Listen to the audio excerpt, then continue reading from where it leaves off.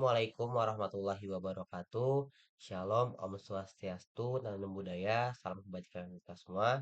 Dengan saya sendiri, Faiz Resi Akbar dari Fakultas Teknologi Informasi, jurusan Sistem Informasi Universitas Tarumanegara, ingin mempresentasikan tugas akhir semester dengan judul jurnal Strategic Information Technology Planning for Tarumanegara University using the TOGA Framework.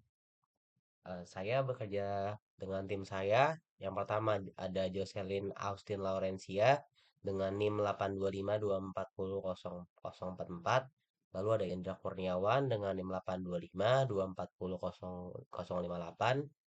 Lalu dengan saya sendiri, Faiz Resi Akbar dengan NIM 825240114. Yang terakhir ada Jonathan Patrick dengan NIM 825240117. Oke, di sini ada slide yang pertama, yaitu latar belakang dan permasalahan transformasi digital yang terjadi di dunia perguruan tinggi menuntut adanya sistem informasi atau SI yang tidak hanya canggih tetapi juga terstruktur, terintegrasi dan selaras dengan strategi institusi.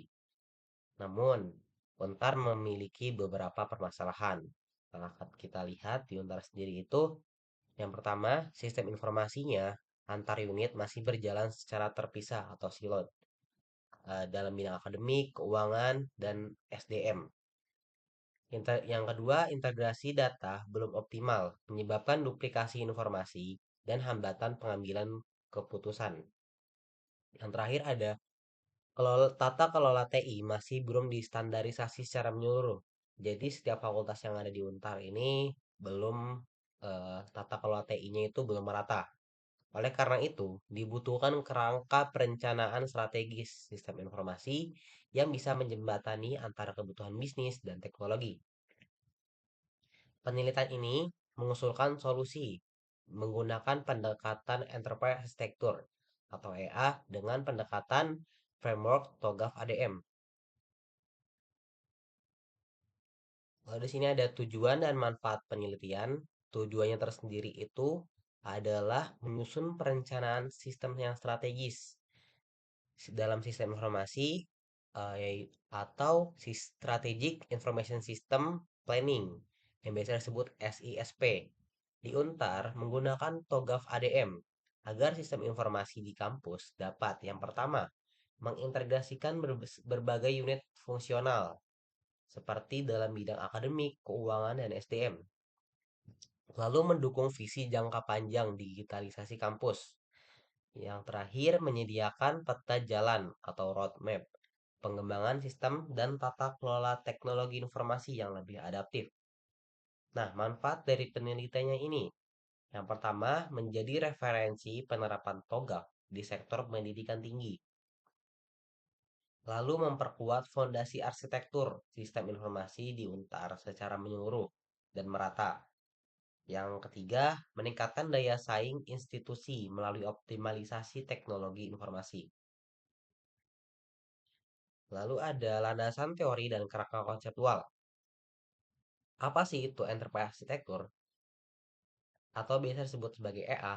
Jadi, enterprise architecture adalah kerangka konseptual yang menjabarkan struktur organisasi melalui desain sistem informasi, proses bisnis, dan infrastruktur teknologi. Jadi, ketiga ini itu dijadiin satu di dalam enterprise architecture itu sendiri dengan tujuan akhir mendukung visi dan misi organisasi.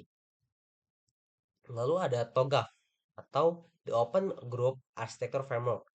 Framework yaitu framework EA yang populer secara global. Fokus pada metodologi Architecture Development Method atau biasa disebut ADM yang terdiri dari 9 fase, yaitu preliminary, vision, business, IS architecture, technology, opportunities, and solution, migration, governance, dan change management. Nah, ini bersifat modular dan iteratif, jadi sangat cocok untuk adaptasi pada perguruan tinggi. Selanjutnya ada Strategic Information System Planning atau tadi kita sebut SISP. Jadi SISP ini adalah proses sistematis untuk menentukan arah dan prioritas pengembangan SI yang sejalan dengan strategi organisasi. Enterprise arsitektur, khususnya di TOGAF itu sendiri, menjadi fondasi dalam menyusun SISP secara struktur dan responsif terhadap kebutuhan kampus. Nah, setelah kita buat ini muncul hasil penelitian dari tahap awal perencanaan. Jadi, hasil penelitian kita tadi ini itu masih di tahap perencanaan dan analisis. Jadi belum sampai implementasi. Kayak di sini hasil penelitiannya, penelitian menghasilkan desain awal perencanaan strategis sistem informasi Untar menggunakan fase awal TOGAF ADM. Yang pertama itu ada analisis arsitektur ASIS. Yang kedua, Untar masih menggunakan sistem terpisah atau silot, mengakibatkan duplikasi data dan lambatnya pengambilan keputusan. Lalu yang ketiga ada perumusan arsitektur vision. Yang keempat ada visi jangka panjang mencakup integrasi penuh layanan akademik, manajemen, dan layanan digital mahasiswa selaras dengan strategi kampus itu sendiri.